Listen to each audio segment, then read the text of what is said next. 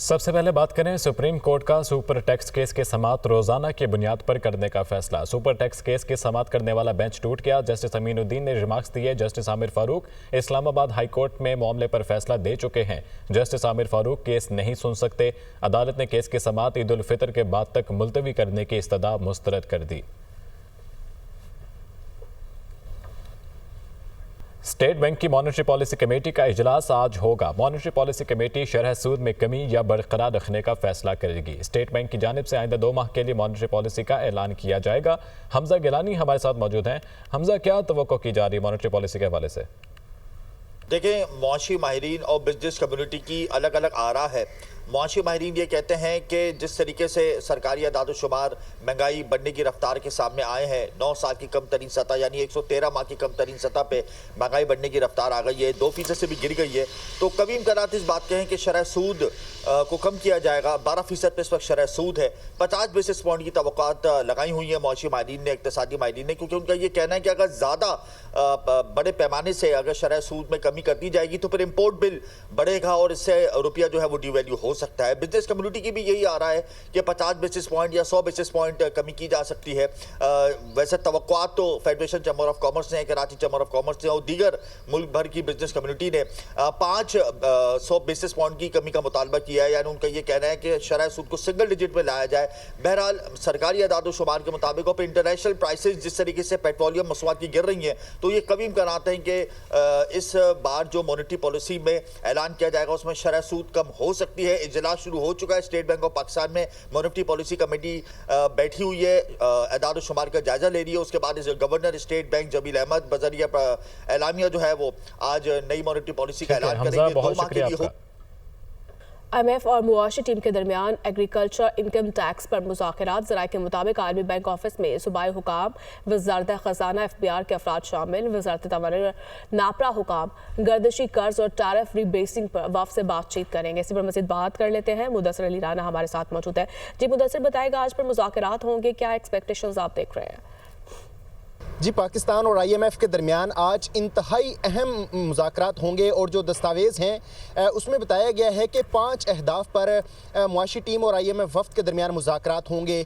अगर बात कर ली जाए तो सबसे पहले एग्रीकल्चर इनकम टैक्स पर सूबाई हुकाम और वज़ारत ख़ज़ाना और FBR हुकाम जो IMF वफ़द के साथ मुज़ाकरात करेंगे और 1 जुलाई 2025 से जो एग्रीकल्चर इनकम टैक्स आयद किया जाएगा 5% से लेकर तकरीबन 35% तक, इस पर जो तमाम सूबाई हुकाम हैं ये IMF वफ़द को ब्रीफ करेंगे। जो ज़राए वज़ारत ख़ज़ाना की जानिब से बताया गया है कि इब्तदाई तौर पर जो तजावीज़ तैयार की गई हैं IMF वफ़द को ब्रीफिंग के लिए, उसमें बताया गया है कि आइंदा माली साल के दौरान से ही बाकायदा तौर पर एग्रीकल्चर इनकम टैक्स का निफाज कर दिया जाएगा। अगर बात कर लीजिए दूसरे अहम मुज़ाकरात की तो IMF वफ़द और वज़ारत ख़ज़ाना हुकाम के दरमियान आज SIFC और गवर्नेंस पर अहम मुज़ाकरात होंगे। SIFC से इससे पहले IMF की जानिब से ये मुतालबा किया गया था कि तमाम तर इस वक्त जो मुल्क में सरमायाकारी आ रही है उसको SIFC के प्लेटफॉर्म से प्रोफेशनली ट्रीट किया जाए और किसी भी कंट्री के लिए कोई जो एग्जेम्पशंस हैं वो फ्राहम ना की जाए। इसी तरह आज वज़ारत ख़ज़ाना हुकाम के साथ और जो मुआशी टीम है दीगर, उसमें गवर्नेंस पर भी आज अहम मुज़ाकरात होंगे। जो ज़राए वज़ारत ख़ज़ाना है उनकी जानिब से बताया गया है मुज़ाकरात होंगे। मुदस्सिर, बहुत शुक्रिया आपका। पार्लियामेंट का मुश्तरका इजलास आज 3 बजे होगा। स्पीकर कौमी असम्बली अयाज सादिक इजलास की सदारत करेंगे। मुश्तरका इजलास का एक निकाती एजेंडा जारी। सदर मुमलिकत मुश्तरका इजलास से खिताब करेंगे। सदर मुमलिकत हुकूमत की 1 साला कारकर्दगी का अहाता करने के साथ तजावीज़ भी देंगे। सूबाई गवर्नर्स, वुज़राए आला और सूबाई असम्बली के स्पीकर्स भी इजलास में मदऊ। Chairman joint chiefs of staff committee और मुसल्लह अफवाज के सरबराहान को भी दावतनामे अरसाल कर दिए गए। वज़ीर-ए-आज़म शहबाज शरीफ और chairman people's party Bilawal Bhutto के दरमियान मुलाकात तय। मुलाकात आज शाम वज़ीर-ए-आज़म हाउस में होगी। ज़राए के मुताबिक मुलाकात में मुल्क की मजमूई सियासी सूरत हाल, हुकूमती अमूर का जायजा लिया जाएगा। दोनों बड़ी हुकूमती इत्तेहादी जमातों के दरमियान मसाइल भी ज़ेर गौर आएंगे। लाहौर के मियो अस्पताल के चेस्ट वार्ड में इंजेक्शन का मुबैना रिएक्शन, 2 मरीज जिंदगी की बाजी हार गए। इंजेक्शन के मुबैना रिएक्शन से मजीद 14 मरीज मुतासर हुए। इंक्वायरी के लिए प्रोफेसर डॉक्टर इसरारुल हक की सरबराही में कमेटी मुकर्रर कर दी गई। कमेटी में chief pharmacist, deputy nursing, AMS अस्पताल भी शामिल हैं। 7 रुकनी तहकीकाती कमेटी आज ही रिपोर्ट पेश करेगी। और लाहौर के मियो अस्पताल के चेस्ट वार्ड में इंजेक्शन के मुबैना रिएक्शन से 2 मरीज जिंदगी की बाजी हार गए, जिस पर वज़ीर आला पंजाब मरीम नवाज ने मियो अस्पताल में मरीजों पर इंजेक्शन के रिएक्शन की खबर का नोटिस ले लिया है। मरीम नवाज ने मरीजों के जाँ भाग होने पर दुख और अफसोस का इजहार किया।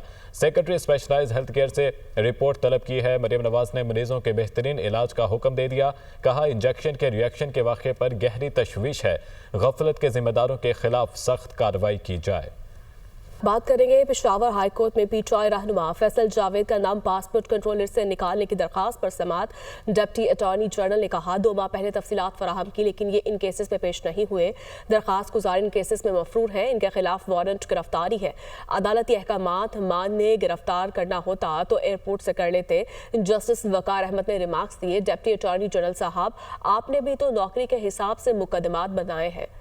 अदालत ने हुकूमत को 17 मार्च तक मुकम्मल रिपोर्ट जमा करवाने की हिदायत कर दी है। जस्टिस वकार अहमद और जस्टिस साबितुल्लाह खान पर मुश्तमिल 2 रुकनी बेंच ने समाअत की। FIA गुजरावाला की कार्रवाई, वीजा फ्रॉड और इंसानी स्मगलिंग में मुलविस 2 एजेंट गिरफ्तार। FIA के मुताबिक मुलजमान की शनाख्त नईम अब्बास और दीन मोहम्मद के नाम से हुई है। मुलजमान को नारोवाल के इलाके जफरवाल से गिरफ्तार किया गया। मुलजमान ने शहरी को स्पेन भिजवाने के लिए 25 लाख रुपए से जायद वसूल किए। गिरफ्तार मुलजमान शहरी को बैरून मुल्क भिजवाने में नाकाम रहे। मुलजमान शहरी से भारी रकम वसूल करने के बाद रूपोश हो गए। मुलजमान को गिरफ्तार करके तफ्तीश का आगाज कर दिया गया। मुस्तफ़ा आमिर के अगवा और कत्ल केस में स्पेशल पब्लिक प्रोसिक्यूटर ने पुलिस गाइडलाइंस जारी कर दी। मुस्तफ़ा आमिर की मेडिकल रिपोर्ट भी तैयार कर ली गई। कब्र कुशाई के बाद हासिल किए गए नमूनों के मुताबिक मुस्तफ़ा आमिर ने मरने से पहले कोई नशावर चीज़ इस्तेमाल नहीं की थी। मज़ीद तफसीलात इस रिपोर्ट में।